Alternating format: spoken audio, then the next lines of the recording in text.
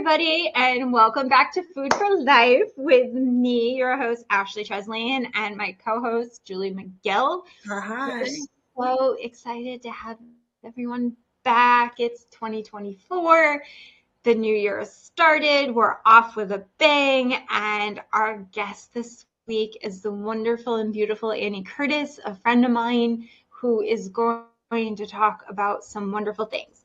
She is a therapist and personal trainer and the owner of Body Peace Therapy. Let's welcome Annie, and we will get off to start. Hi, Annie. How are you? Hey, thank you, and Ashley, for having me. I'm so excited to be here. I'm so happy to have you. So why don't you tell the audience a little bit about yourself and your business? Yeah, so I'm a licensed independent clinical social worker. I'm also a personal trainer. Before starting my business about 5 years ago, I worked in traditional social work jobs in a variety of capacities. And I was also a personal trainer on the side. And I always felt like the mental health field was maybe missing the mark a little bit about integrating more movement-based practices as a modality for healing for folks. Likewise, I was kind of like feeling like the fitness community wasn't always providing great messaging around body image and maybe promoting, I don't think this is too strong of a word, but promoting some more toxic ideas about health and fitness. And so that's kind of how I started my business, to sort of integrate the two, the body parts and the mind parts, to support people through a variety of ways to find well-being that makes sense for them. It's a really interesting path. I would love to hear where your motivation comes from and how did you get there? Gosh. So, I think like a combination of who I was born into this world as, and then just a series of life events that, got me here. When I went to social work school, I always kind of knew I would be in some sort of helping profession. So I knew that was probably going to happen. But when I went to social work school, I was sort of more in line to do executive director work. I was a manager. I was doing contracts. So I actually wasn't doing a lot of the micro work, like the one-on-one work with folks. But I also grew up as a pretty hardcore athlete, and I really struggled to kind of find myself in my exercise routines as an athlete and what that looked like after I was done with school. So that's kind of what got me doing some personal training stuff as I was kind of going on in my regular professional world. And then honestly, the pandemic kind of changed a lot for me. I think a lot of folks, things kind of really shifted in the pandemic. At the time, I had a 1.5-year-old and a new baby, right when the pandemic hit. And it became pretty clear that, I needed to figure out, okay, well, what is it that I really want to do? Because I can't, I have no childcare. And I had a huge passion for both of these things. And that's kind of how Body Peace Therapy was born. You have two beautiful kids, and you and I share a very similar outlook on food in our relationship to working out in our bodies and things like that. And we never want people to feel bad, but this time of year, everyone's like, got to get in the gym. You did too much at the holidays. I mean, I'm all for it. You overindulged. Maybe you just need to little correct, maybe get back to adding those veggies back into your diet a little more than the sugar. But you don't need to go to one extreme or the other, right? Yeah.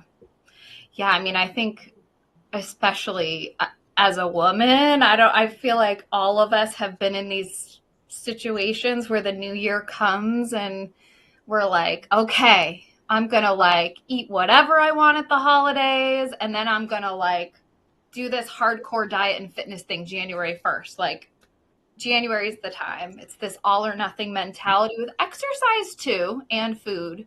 I've been there myself. I mean, I was on that cycle for a good chunk of my life until there came a point where it was just it can be kind of exhausting to approach food and fitness in those extremes, So my philosophy, and I try to have this messaging consistent year round with my fitness and health clients is that you don't have to wait until January to make smaller changes. If you want to, that's fine. I'm not saying you shouldn't, but start in September, start in February, and also starting small can often be a much more successful path to consistency. You don't have to blow up your life for 30 days to find a place of well-being that makes sense for you. It can be like go walking twice a week. It can How be. does movement, like in your therapy sessions, like how does movement and therapy go together? I know working out for mental health and stress relief is great, but like, does it help your clients open up a little more or share the things that are bothering them while they're working out? Yeah, so it's really interesting so I incorporate movement into therapy sessions when it's something that they want. So some people I don't do that with, but other people I absolutely do. Um, and there's really a lot of stuff stored in our bodies. We store emotions in our bodies. Personal trainers, I don't know if anyone's seen these like funny reels where personal trainers make jokes about how they're kind of therapists. And it's actually, they're not trained therapists, but it's true that when people move their bodies, it releases emotion. And you might feel all of a sudden comfortable sharing something with your personal trainer that you didn't intend on bringing up, because there is this powerful tool that movement can help you process things. In terms of like in a therapy session, I might use it as a modality also because weightlifting, even if it's just 3 to 5 pounds, can be a really great tool for mental health and well-being.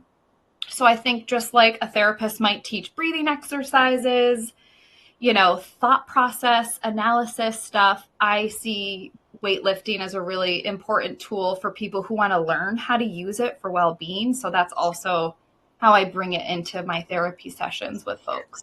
For somebody that may be sedentary and wanting to create a more active lifestyle, are there any different types of free weight exercises that you suggest doing, or just different things for someone that might have no idea, where to begin, or because it can be very overwhelming, I think, to dive in?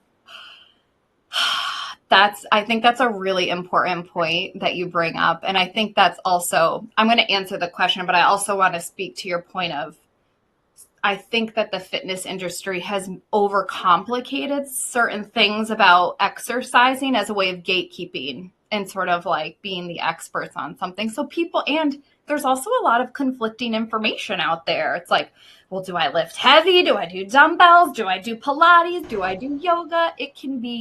You're right. It can be really challenging to sift through and be like, okay, well, where do I begin? Because none of this makes sense. But that, it's designed that way, which is unfortunate. But,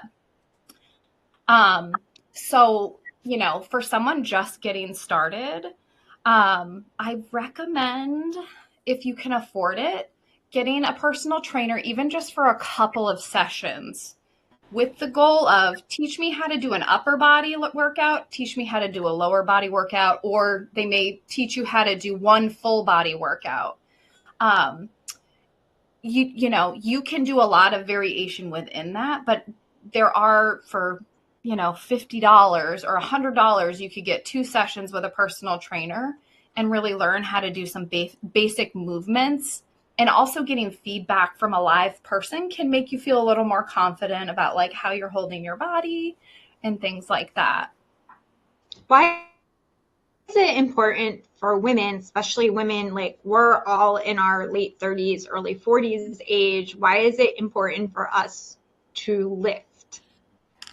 Yeah, I joke around sometimes when I post on Instagram that weightlifting really is like the elixir of life. And I feel like people probably think I'm like a little phony, but like if you look at the studies, weightlifting actually kind of is this like life elixir. So particularly as women enter their 30s and 40s, this is a critical time where we are starting to lose muscle mass in our bodies just from natural aging. It's not anything wrong. It's just the body changing and evolving. So the 30s and 40s in particular become a really important time to build and sustain the muscle that you have. The reason muscle is important, there's a couple of reasons. One, it keeps your resting metabolic rate high. So muscle sort of like burns more calories at a resting rate. So there's sort of like a metabolic component to that. And then there's also muscle health or bone health, with weight bearing exercise increases sort of the strength of your bones. So later in life, as you age, things like osteoporosis may not be as much of an issue if you've sort of done some weightlifting. So those are a few physical aspects. There's also a mental health aspect. Lifting weights is like this like wonderful thing for your brain to sort of manage anxiety, depression, even trauma. And then there's, so there's that mental health. And then there's also, it increases, I think, something called a beta protein in your brain when you lift weights. So if you're doing that starting in your 30s, it cuts your chances of dementia and Alzheimer's by like 30 or 40%, regardless of genetic predisposition. So there's really like, I'm not exaggerating when I say it is this sort of like elixir of life, that it supports physical, emotional reaction in your body. Yeah. So there's really, and starting in your 30s and 40s is great. It's also never too late to start, but definitely starting in your 30s and 40s can set you up for healthy aging. So what kind of examples, like you talk a lot about the way we talk to ourselves and how we talk about things, and you have kids, and, we've talked about this before, or things I've seen you say on Instagram, that like the things our parents said, we didn't realize that they were modeling bad behaviors for us. So how are you changing that with your kids? Yeah. Oh, well, I think, I try to, when I'm working with also therapy clients who are unpacking some of this, like, we'll call it baggage around the way that their parents talked about bodies. I think that there's a recognition and a kindness that the people who came before us, in a lot of cases, were doing the best they could. Mm-hmm. Because they also had their parents who were talking similarly about their bodies. And then the parents of their parents. So it's really this interesting generational, you could call it a curse, or just this generational way of thinking about bodies that can get handed down and down and down. So by the time it gets to us, so, we can call it what it is. I try to be a little more kind to the generation before us, call it bad behavior, or just like them thinking they are doing the best they can. But in terms of thinking about it for this next generation, I actually grew up, like, my mom didn't really talk a whole lot about her body. And so I lucked out in that regard. We know that studies show that girls in particular start to feel the need to diet starting at age 3. Wow. I didn't realize it was so young. This is when girls are starting to notice, particularly the females in their life, and what they're saying about their own bodies, and modeling that behavior and believing those things about their own bodies. So this stuff can start pretty young, and it doesn't have to be, talking directly to your 3-year-old and making comments about the size of their body. It's just your 3-year-old listening to how you're speaking about your own body and really picking up on that and internalizing it. So for me personally, that wasn't necessarily my experience, but, we have spheres of influence. So like we have our families. So at least in my case, it was like, okay, well, that wasn't necessarily where I picked that up from. But I grew up in the 90s and early 2000s when it was, Paris Hilton, low-rise jeans, blonde, straight, flat hair. Calvin Klein models. Oh, yes. And what was it? Nothing tastes as good as skinny feels. Who said that? Oh, that I don't remember, but I do remember, I think I was in middle school or so or a little younger, when like the Calvin Klein models were like a big deal, and you could literally count almost every bone in their body. very, very, very thin aesthetic. Yes. I think they called it heroin chic was the Heroin Yeah, chic. I think yeah. that was the term. Heroin chic, exactly. And, you know, I think our moms, like my mom didn't talk about her body, but like she did the South Beach diet. Mhm. Atkins was big. Weight Watchers, of course. There was Special K diet. Like Oh, I all don't you know that one. all you got to do is eat cereal and lose weight. It was like cereal for 2 meals a day. Does anyone you don't remember the Special K diet? Oh my gosh. I know my mom tried South Beach. She did Weight Watchers. Julie, did your mom do anything like that? My mom always had a very healthy lifestyle and a very healthy diet. So my mom was a runner, and my mom was always good about making sure that carbs were limited. And my mom did a really good job with teaching us about nutrition. She was a little bit different. She said that her parents were more focused on like the pre-made meals and like the canned foods and the prepackaged. But that was a generational thing. But my mom was really good about. She was a little bit different, I think, from other moms, but. Yeah. How was this shaped you as a mother though, Annie? Like with your kids, like what types of lessons do you teach and I fitness? am, I think that a few different things. One thing that I didn't really learn about a whole lot growing up was like bodies and how they work. I think including like how do feelings feel in the body. So one of the things that I focus on with my kids is literally basic functions of the body, like anatomy and physiology, including like real names for all body parts, even if it's private parts. Like we're just kind of talking about it, a private part, like it's any other body part. And so I actually have I was in nursing school for like a hot second. So I have these like really kind of cool sciencey illustrations. So we like look at that and we talk about real names of things. Um, and they still think certain things are funny, which is cute. But so basic functionality of the body. Definitely didn't have any of that growing up. And quite honestly, even the stuff I had in school was like mediocre about how bodies work. So that's something that I've been doing with my kids. And it's actually a really good exercise in terms of helping kids to promote a knowledgeable relationship with their body, even if later on, let's say they go to develop some like body image issues, they at least have some basic knowledge and respect for how it works. And it sounds simple, but it's like a little bit of a new concept because I think there's like a lot of layers to like talking about things like private parts and the names of them. It is. It is. So my daughter's older, and I Mhm. was like you, where when she was younger, I was like, let's make sure we say the proper terms. And it's definitely like helped as she's gotten older because now it's like she's so comfortable with like the biological terms and stuff. And her friends are like appalled. I'm like, you guys didn't like, I'm like, that's its name, That's what you call Yeah. it. So I mean, I have a girl and a boy, and I talk very openly about periods to my son. I'm like, you should know that half the world has periods. You know, whether yeah. it's just an important thing to know about and how it works, and obviously, I share that with my daughter too, and we talk about it. But so less dividing by gender and more like we all just learn about each other's bodies and like everyone has different bodies and this is what they do and but they're all kind of the same at the same time. So I got a Catholic school education about how bodies function. So by the time I was like 10 and we got family life, it was the most uncomfortable thing I've ever sat through in a co-ed classroom being taught by a nun. I had a nun as a teacher that year.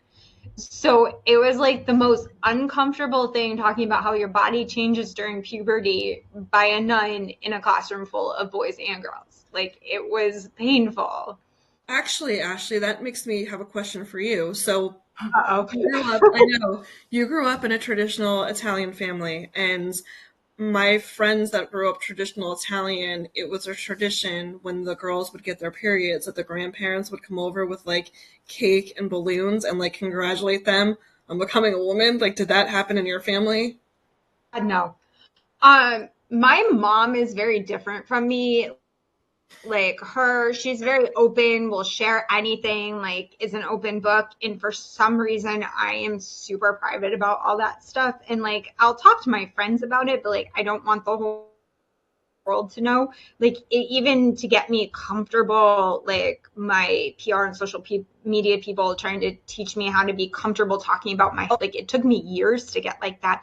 And it's because I want other people to know what it's like, not because I want to like get attention or anything like that, or attention for my business. But to me, it's super uncomfortable sharing personal details like that. So I don't know if it's like my Catholic school upbringing or just trying to be different from, like, we never want to be our parents kind of thing. I don't know. It's also different when you have a daughter and you have to like teach them about those things. Like I mean, I guess you could not talk about them, but like it's easier to harbor an environment where like you want them to talk to you. So one thing I did that you will probably appreciate is that before my daughter got her period, I sat down and I bought all different products and I put them all out. And I was like, and my husband actually joined in because he was like, oh, what's this? He's like, I'm going to have to know anyway. So it's just from a technology standpoint, what you remember from you starting versus now, it's all different. And it's also good to like learn about it and know about the different ones. But it was really good for my daughter to be like, okay, so this is how it works and this is what it does. And I think because my mom never did anything like that with me, I think she really appreciated it. So there was less fear, like when that day did come, and she's like, all right, cool. So there's all sorts of neat things you can do. But I mean, it's not like, Ashley, it's not like I would go to like the random stranger next to me in the subway and be like, so tell me about your period, It's not like, oh my No, God. my nieces are 7 going on 8, and they are very open, and like they ask everything. Like this summer, one of my nieces was literally standing outside the bathroom door talking to me the entire time while I was in the bathroom and changing to go swimming. Like, she did not stop talking. I'm like, she hears the toilet flush because I was peeing. It like hears me. She did not stop talking, and I'm like, does she know that I'm in the bathroom? Like, she doesn't. Apparently, that's a kid thing. Like, see, I'm learning stuff too because I don't have kids.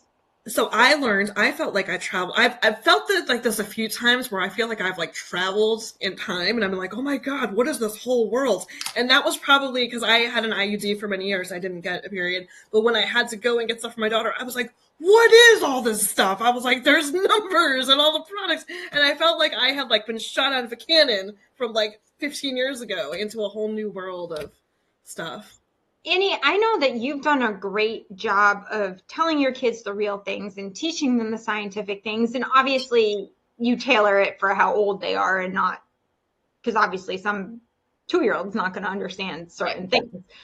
But I also love that you let them understand their body and know what they want. In the days of sitting at the table, like you can't get up till you finish your food, you give your kids like little food charcuterie boards, like kid charcuterie boards.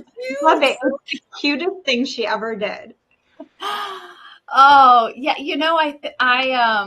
I just figured out early on, I was pretty overwhelmed with motherhood, particularly after having my second and the pandemic hit.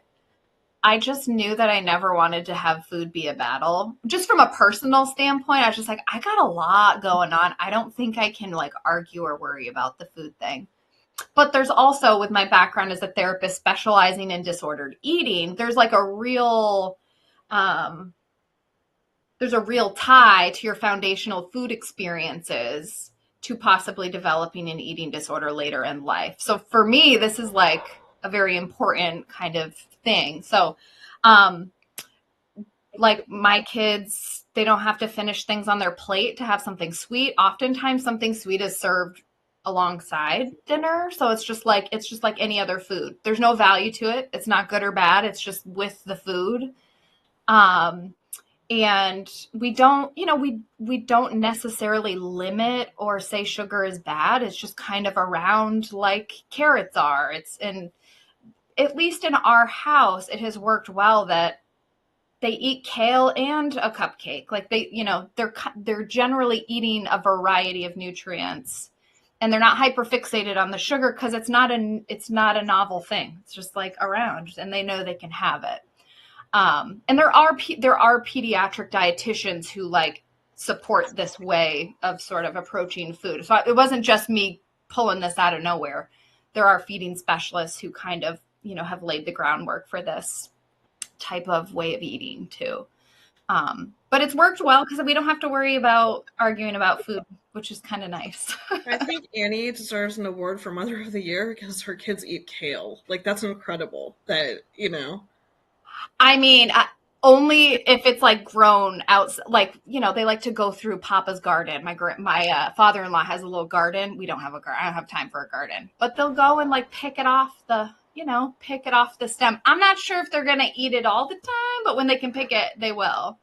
But that's also good, teaching them that, things grow out of the ground, and that, you can go through Papa's garden and see what he grew, and where food comes from is also a really good thing to start kids young. I remember my uncle taking us in his garden, my cousins and I, and going through and picking peas off the stem and berries and things that I won't eat now as an adult, but I would only eat it if we picked it in the garden when I was a kid.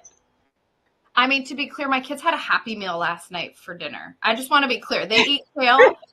I have no qualms about getting a Happy Meal because it also serves a lot of benefit. They love hamburgers. There's apple slices. They get a toy. It's like a whole thing. I think that's great that you're teaching balance because I've never had a challenging relationship with food, but I remember years ago I was at a conference for work. So my guy just go, okay. And anyway, so I was at a conference and I had a cupcake on my plate and the girl next to me said, don't eat that. She said, because you're going to hate yourself for days if you eat that. And all I could think about was like, my self-worth isn't going to come for whether or not I eat a cupcake or not. If I want to have it, I'm going to. But it just goes to show there's other messages that people are taught about foods being good and foods being bad. Right.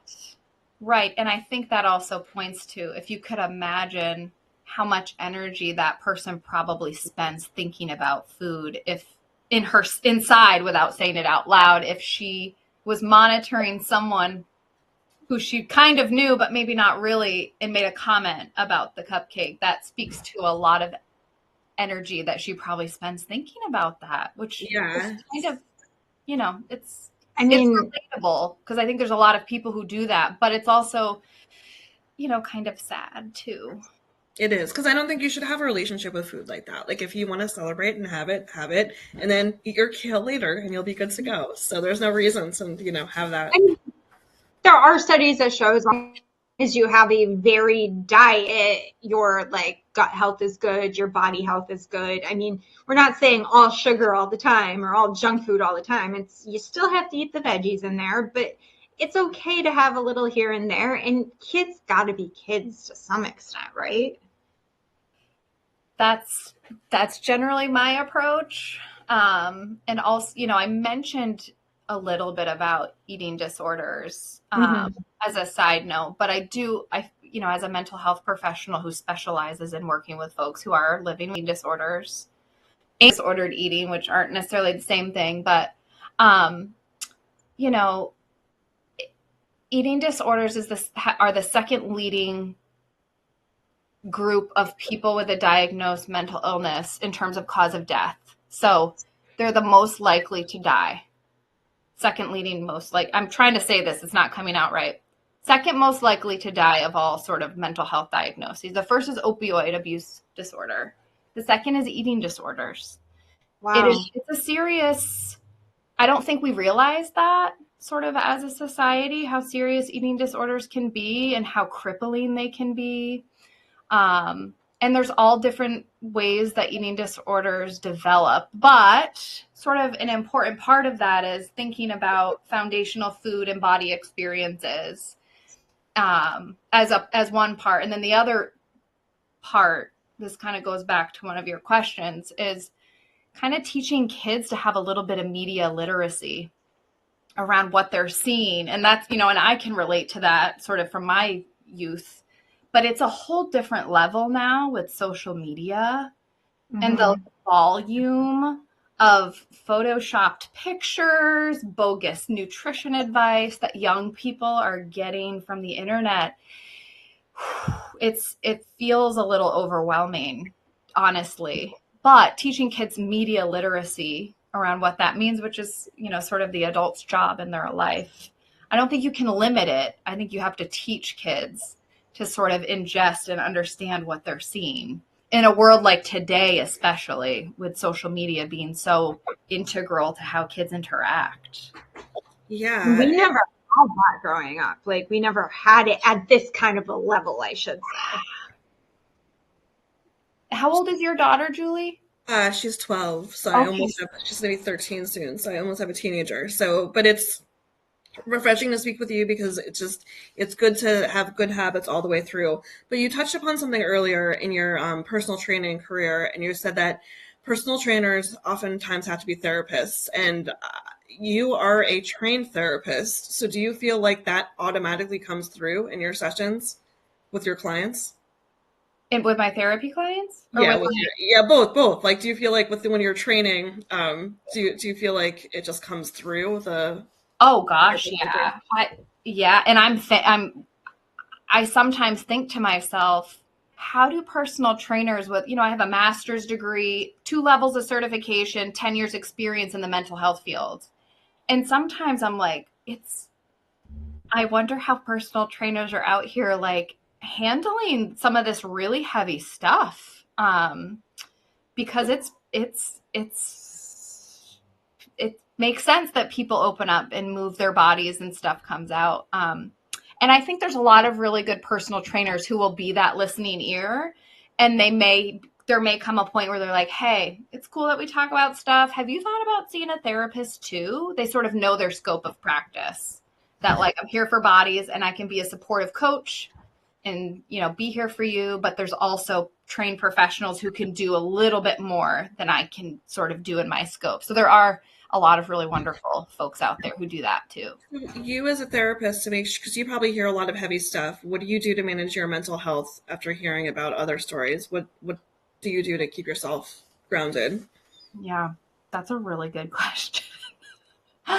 um, so I think self-care is different for everybody, but for me, it comes down to like 4 basic things. I have to move my body in some way. Obviously, I'm not going to get to the gym all the time, but I have to, like, even if it's just 10 minutes, go for a walk. I don't care how cold it is, what the weather is. So movement really helps. Focusing on sleep. I find that sleep is probably the number one predictor of my mental health taking a nosedive. That's really helpful. Making sure I eat regularly throughout the day. It doesn't have to be perfect, but I can't just eat one meal a day. It's not going to work. It's not great for self-care. And then connecting with people I love. In some way, even if it's just a text message, it doesn't have to be this big elaborate get together. But those are, for me, the 4 things that help me to come back the next day and sort of be present for the clients that I have. That's great advice. I want to go back to when you were talking about relationship with food and how that woman said something to Julie. And,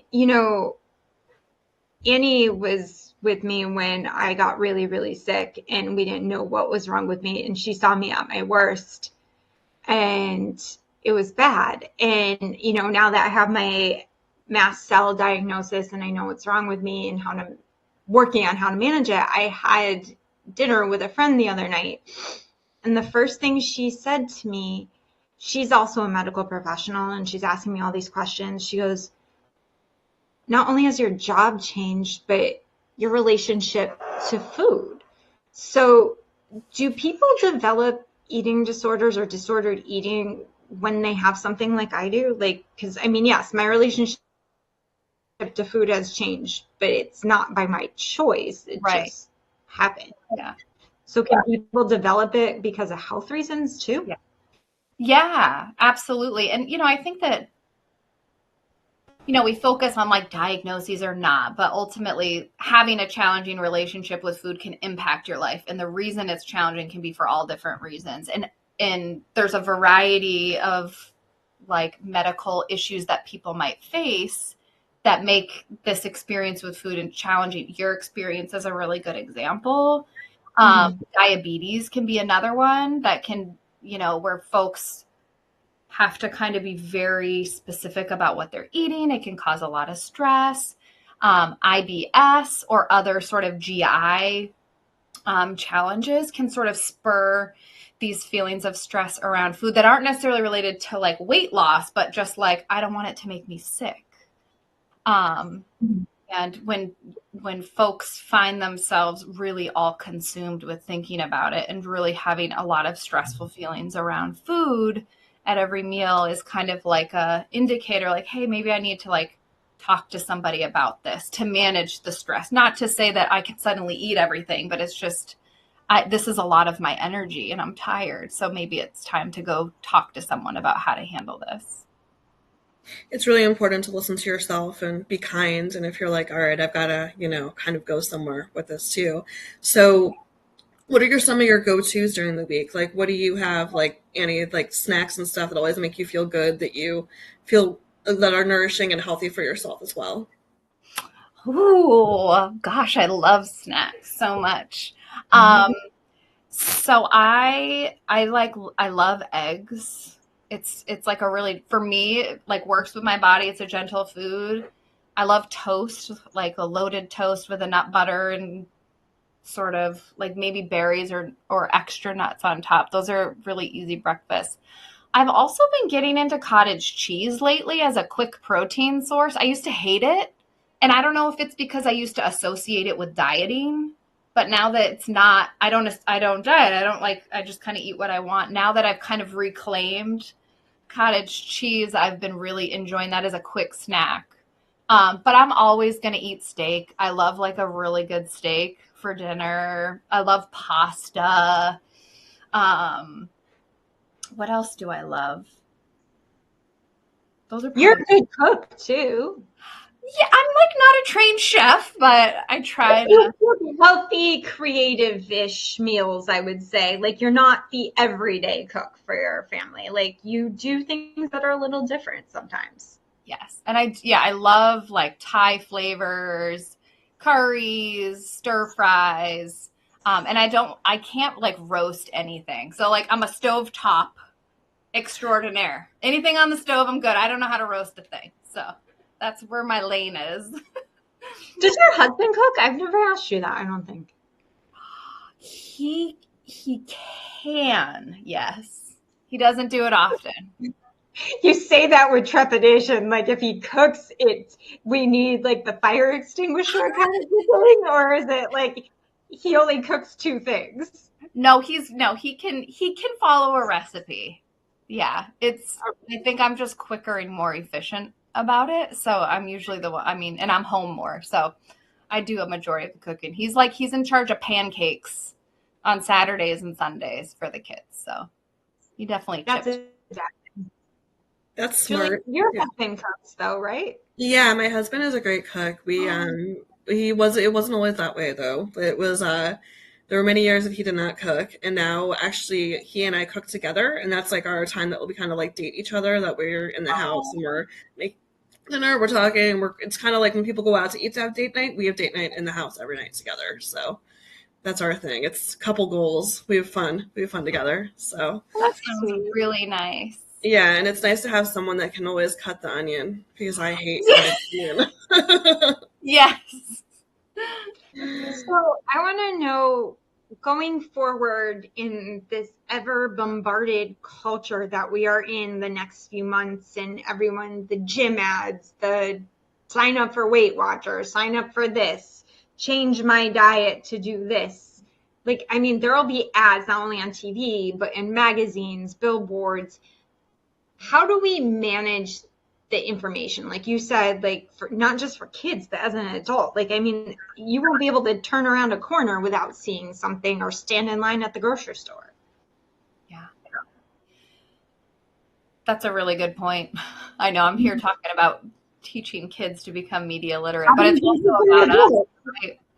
Um, I think the first thing is if it seems too good to be true, or if it's a quick fixy thing, red flag.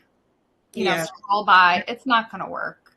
And this is just my personal opinion. I've come to the point of like, oftentimes those 30-day challengey kind of things that are like big, like you have to do this crazy workout every day for 30 days. Or, if it's just drinking water for 30 days, I think you could do that. But sort of these things that feel like a mountain, but it'll be a quick fix and everything will be fine after, is a red flag.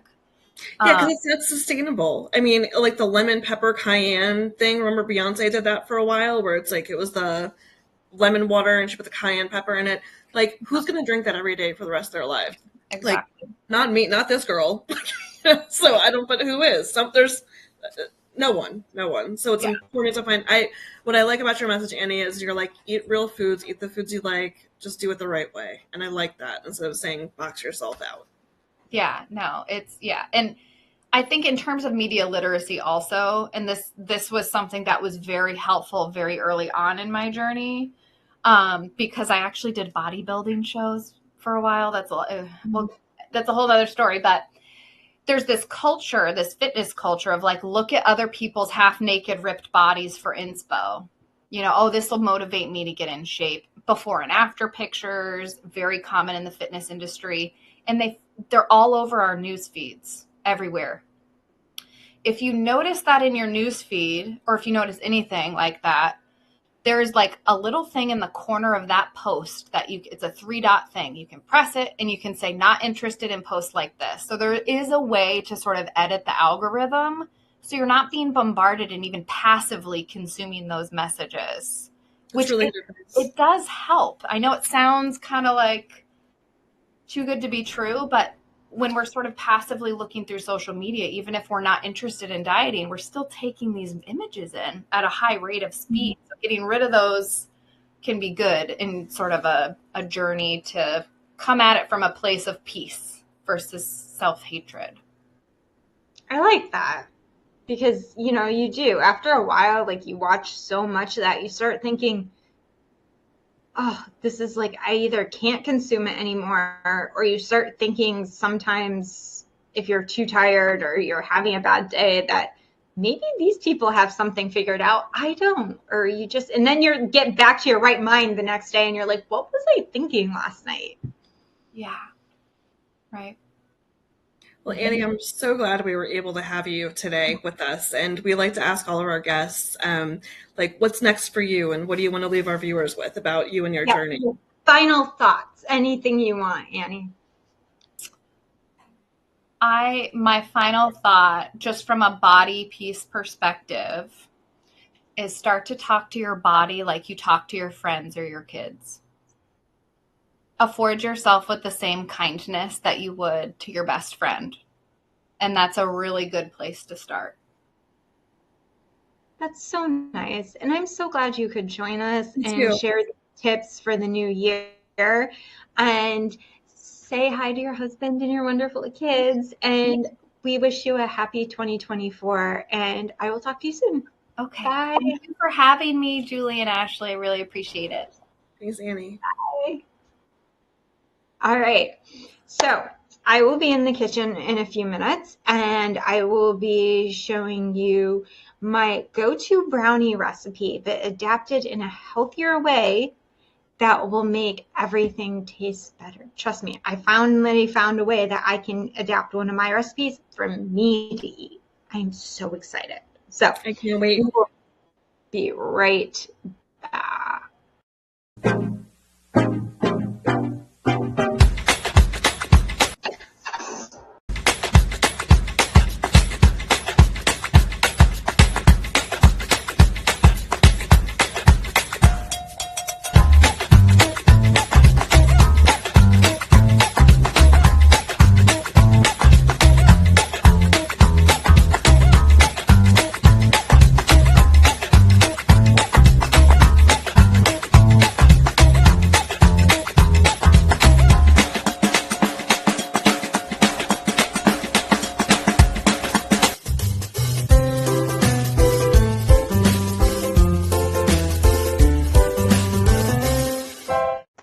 And we are back in my kitchen. Yes. What are we making, Ash? So my go-to brownie recipe is a recipe I've shown you guys before, and I use it all the time. I have my coconut oil, which is here. I have a cup of coconut oil or whatever neutral oil you like. I like the coconut oil because it's a nice healthy fat for us. It is super easy. I'm going to actually use cassava flour, which is gluten-free, grain-free, nut-free. So if you're changing up your diet, I do it because I can eat cassava. So that's something that is good for me right now. With my mast cell, I can't eat certain things. So for me, this is an amazing thing. I was So going to say that's on your list of approved items, right? So it is on my list of approved items, which I should probably put up on social media so people can see what I'm actually eating. So we're doing a cup of the cassava and a cup of just regular old gluten-free, regular 1-to-1 flour, which I have to open because this one is not. I don't know how these easy open tabs are. Sometimes they open, sometimes they don't. I don't know about you. sometimes they're not so easy. I know. The other day I was trying to open a plastic container for like 20 minutes until I finally decided to take out the scissors. I'm sitting there going, what am I thinking? So we do 2 cups of flour, 1 cassava, 1 regular, and then we'll do a cup of coconut sugar. So I like the dark brown one because I like the caramelized flavor, and I think it goes really well with the cocoa. Ooh, see, even the dog wants some. Ooh, a brownie eating dog. I like that. That's a smart dog right The there. dog really shouldn't have the cocoa because it's not good for them. But I know they're getting excited for this treat, right? Yeah. I bet you have your own doggy-approved treats. Does your dog have favorite treats? Oh, they just know the word COOKIE. If I say it, they're going to come running over to me. So they know that. Okay. Yeah. So I have a half a cup of the cacao powder, which cacao powder is regeneratively grown. It is unrefined cocoa powder. It has more nutrients in it, vitamins, minerals, things that get stripped out to make cocoa powder. You got to say it excited. Ash, you got to be like cacao power, cacao, like that. Bam, like cacao. You make me laugh with your silly things. Yeah, so we whisk it all together. We whisk it together or stir it together because you want to see the cocoa powder and sugar throughout. Because we do this so that we don't have a very lopsided batter. Nobody likes a lopsided brownie. Or cake or cookie. You ever see those cookies or cakes you make and they're kind of uneven and you sit there and you're like, oh, what did I do? That's like the Pinterest fail. It's like what Pinterest had, and that's like how I did it, and it's like the total fail. Yeah, so we're going to do 1 teaspoon of baking powder. And we're going to mix that in. And a pinch of sea salt. Whatever sea salt you like, or you can use regular old plain table salt. No biggie. And we put in the cup of oil. This is the easiest batter ever. No eggs, no anything. And a cup, I'm using almond milk today, or you can use coconut milk, whatever you prefer. I wanted to leave it in the fridge until I had to. So basically a cup of oil, a cup of milk. Real easy. And if you like, you can put in vanilla. I have the alcohol-free vanilla I had in with the oil.